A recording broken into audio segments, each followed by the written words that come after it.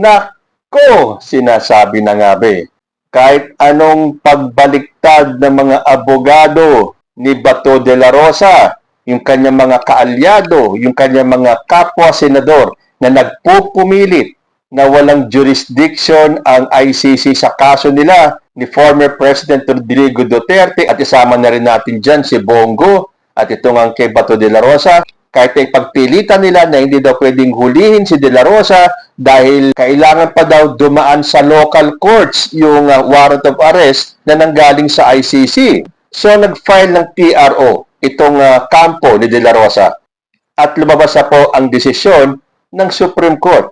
As expected ito Sabi po rito, TRO denied sa botong 951, hindi pinagbigyan ng Korte Suprema ang hiling na TRO ni Senator Bato de la Rosa laban sa pagpapatupad ng kanyang ICC arrest warrant. So ano ibig sabihin nito? Tuloy na yung manhunt.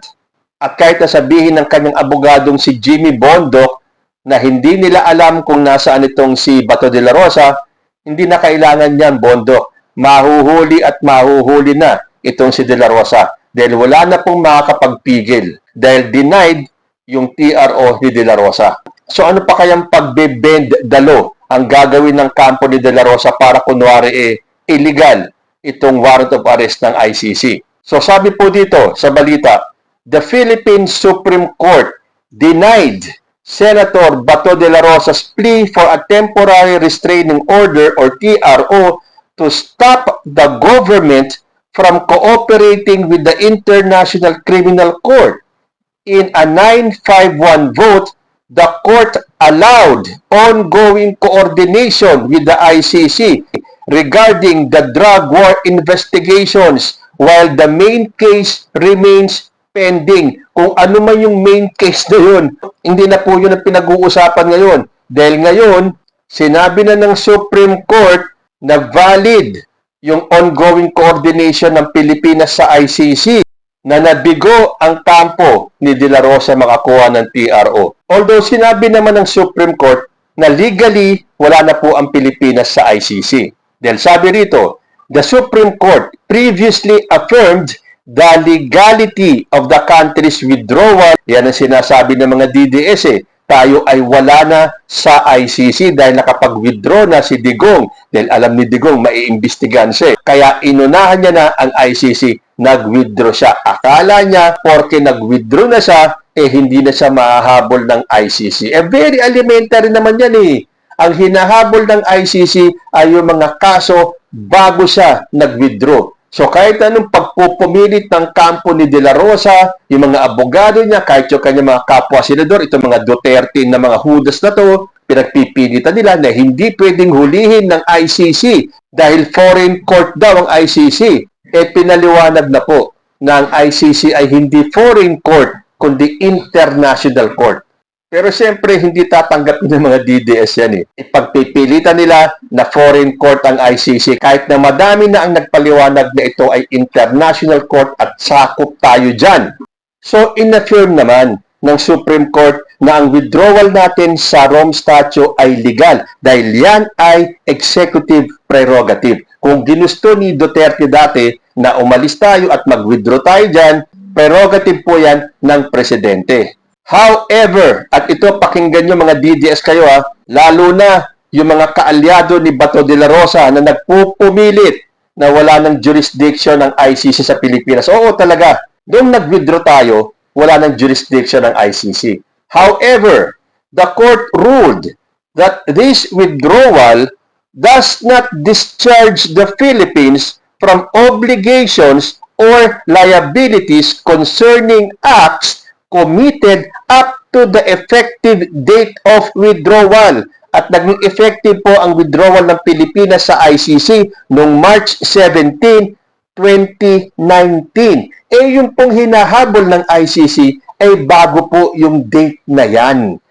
The ICC maintains that it has jurisdiction over the situation in the Philippines for alleged crimes against humanity committed from November 2011 to March 2019.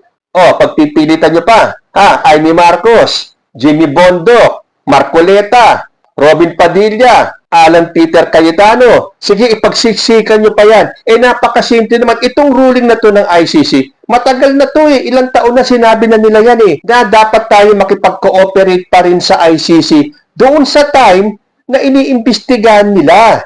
Kahit yung mga elementary students, pag pinaliwanag mo yun, makukuha eh. Ewan ko ba dito sa mga DDS na to, nagpipilitan nila na illegal yung ICC warrant. Sinabi pa nga nitong si Cayetano na kaya niya pinatakas o pinayagang umalis si Bato ay dahil wala naman daw warrant, wala naman daw kaso. O ngayon, magpaliwanag ka, Alan Peter Cayetano. Kaya dapat itong si Cayetano maimbestigahan na talaga ng NBI.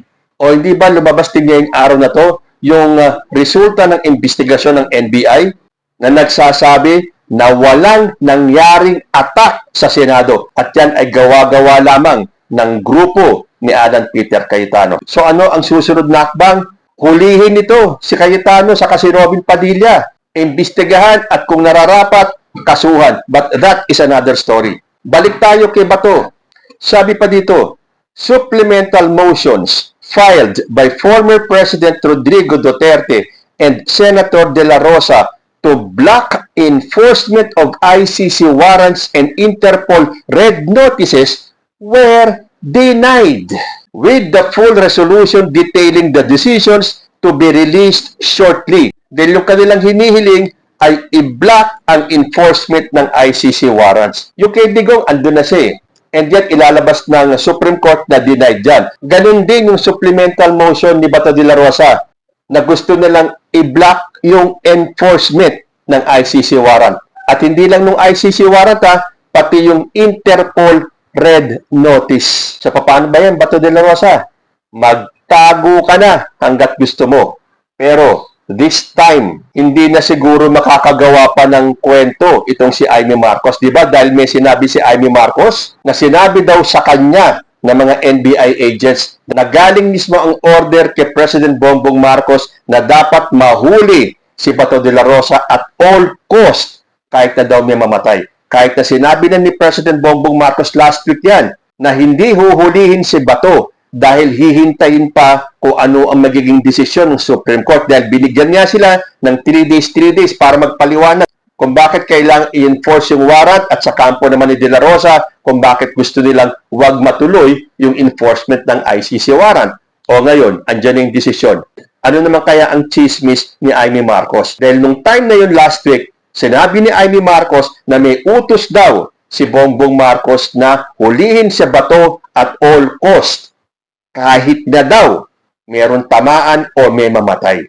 Kahit na sinabi na ni President Bongbong Marcos na hintayin kung ano ang sasabihin ng batas. Ngayon, nagsalita na yung batas, denied ang TRO ni Bato de la Rosa, meaning pwede na siyang hulihin. At sigurado sa mga oras na to, pinaplano na kung papaano huhulihin si Senator Bato de la Rosa. At meron akong nabasa, kahapon yata yun, na parang alam na ng kinauukulan kung saan nagtatago si Bato de la Rosa. Kaya kayo, mula kay Alan Peter Cayetano, na ginulumulalo ang buhay ni Bato de la Rosa para lang maupo ka bilang Senate President. At dito kay Robin Padilla, na inamin man niya na kanya yung ginamit na sasakyan, pero hindi niya sinabi kung kasama siyang nagpuslit kay De La Rosa. Dahil ang sabi ni Robin, hintayin na lang daw ang investigasyon. Kasi sinabi pa ni Robin na kaya daw nagtatago si Bato ay para wag siyang makidnap. Di ba ganyan din yung naratibo nila kay Digong na kinidnap daw si Digong? Yan din ang gustong palabasin ni Robin at ng kanyang mga kaalyado na kikidnapin si Bato de la Rosa. O, naglabas na ng desisyon ang Supreme Court. Denied ang motion na hinihiling ni Bato na wag ituloy yung paghuli sa kanya at dalhin siya sa dahig. So, Bato de la Rosa, saan ka man magtago ngayon, bilang na ang maliligayang araw mo. Kung natarantado ninyo ang taong bayan sa ginawa nyo nila Alan Peter Cayetano, instant karma ang dumating sa iyo. So, sisihin mo na si Alan Peter Cayetano dahil hindi ka matutulungan ni Cayetano na hindi matuloy ang pag-aresto sa iyo. Ginamit ka lang ni Cayetano para sa pansarili niyang interest. Wawa naman si Bato. Nagpauto ka eh. Nagpagamit ka eh. Ngayon, matutulungan ka ba ni Cayetano or ni Sara Duterte or ng mga DDS? So tama yung sinasabi ng mga nag-i-interview kay Bato de la Rosa. Bakit kasi hindi na lang sumuko at harapin?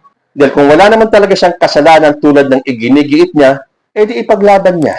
But now, the end is near. Ay, hindi pala. And now, the end is here. Kayo po, ano ang masasabi ninyo? Comment lang po down below and I will see you in my next video. Diyos ti Agnina.